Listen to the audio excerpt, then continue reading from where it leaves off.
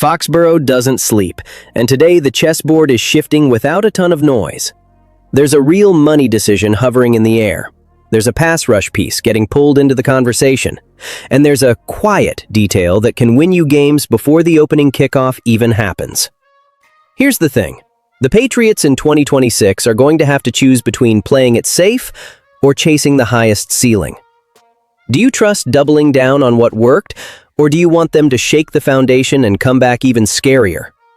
You know that kind of move that feels like paperwork, but in reality it tells your defense whether they're allowed to hunt?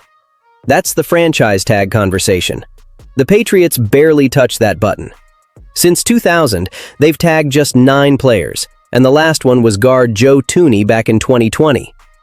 With the window opening Tuesday, February 17, 2026, that topic is back around Foxborough again. They've got a handful of pending unrestricted free agents: K'Lavon Chaisson, Khyiris Tonga, Jalen Hawkins, Austin Hooper, and tackle Vidarian Lowe. But let's be real. If we're talking about someone who can actually move the needle, it's Chaison. He came in on a 1-year, $5 million deal as a former first-round pick trying to flip the script, and he delivered.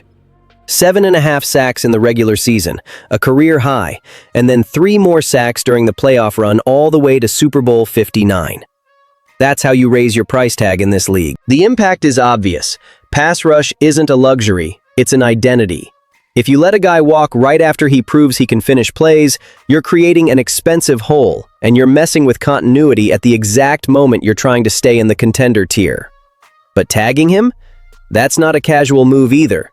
The projected tag number for edge defenders is $26.7 million. That's the kind of hit that can squeeze your flexibility fast. And even with around $42 million in cap space, you've got priorities that can't wait, like getting an extension done for Christian Gonzalez. Hawkins and Tonga matter, but they're not realistic tag candidates. So the most natural outcome is a real extension, negotiated the right way.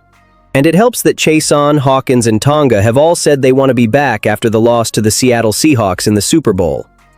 Now here comes the Patriots Nation debate. Do you pay the insurance of the tag even if it's steep? Or do you bet on a smarter extension and accept the risk that the market keeps climbing? Quick vote in the comments. Tag Chaison or creative long-term extension? If you get the extension done, you keep the pressure intact. You avoid living in 1-year rental land, and you protect your cap so you can address other needs. But if talks stall and someone else comes in swinging, you're suddenly shopping for pass rush in a market where the word sacks comes with a premium. And the cost isn't just dollars. It's time, chemistry, and scheme. And just when it feels like the conversation is only about keeping what you already have, a veteran shortcut starts to make a whole lot of sense. There's always that moment in an offseason where the noise lies to you. Names pop up, numbers fly around, and people start chasing the biggest headline just because it looks good on a graphic. But this Patriots team can't live off headlines. It has to live off fit. It has to live off knowing exactly where a specific veteran can nudge the entire roster half a step forward without freezing the future.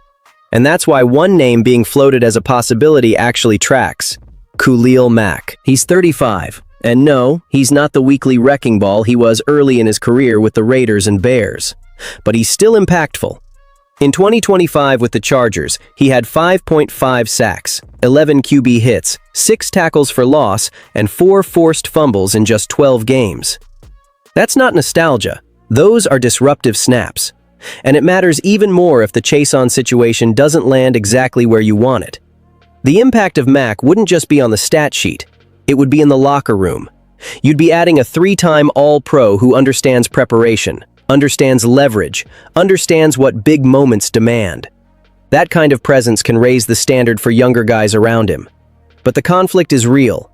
Do you spend on a short-term veteran solution, or do you hold your resources for a prime-age star, even if it costs more money and more years?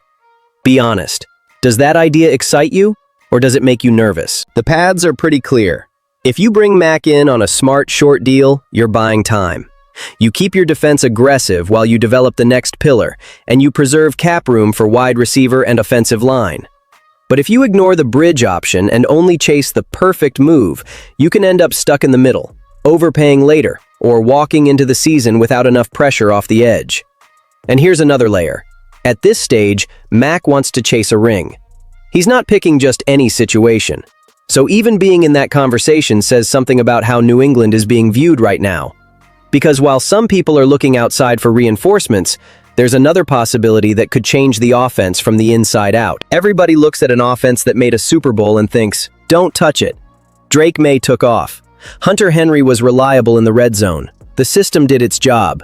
But that's exactly where the trap is. When you get close to the top and you don't adjust, you give the rest of the league time to catch you.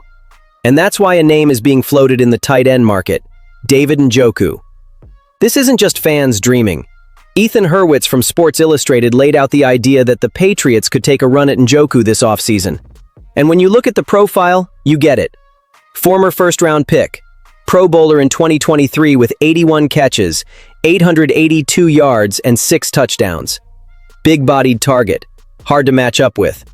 Even with injuries interrupting parts of his career, he's produced when he's been on the field. And what he offers, more than anything, is consistent receiving juice at a position that can become a weekly matchup problem. The potential impact?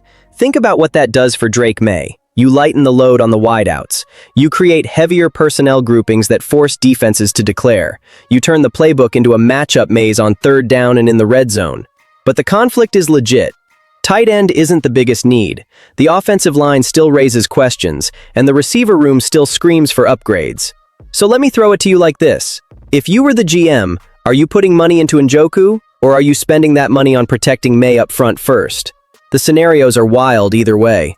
If you sign Njoku and pair him with Hunter Henry, you can build a physical, versatile two-tight end attack that's hard to predict. You give May more answers against pressure, and you make defenses pay for playing nickel all day. But if you pass and stick with what you have, you keep flexibility. And you also accept the possibility that the offense already showed you its ceiling. And that's when the quieter stuff starts to matter. Sometimes it's not the new star that swings a season. If this next piece hits the way I think it can, a lot of people are going to realize the value of something that looks small right now. Because when Marcellas Dial gets back on the field in 2026, it won't just be a guy returning from injury. It'll be a real test of depth, identity, and hunger inside one of the deeper secondaries in the league.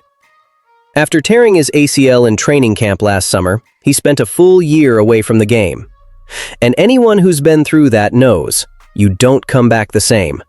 You either come back sharper, or you get left behind. Dial wasn't a background character before the injury. He was a 6th-round pick in 2024, played in all 17 games as a rookie, and carved out a role as a core special teamer. He was on the field for 83% of the Patriots' special teams snaps. That's trust. That's a defined job.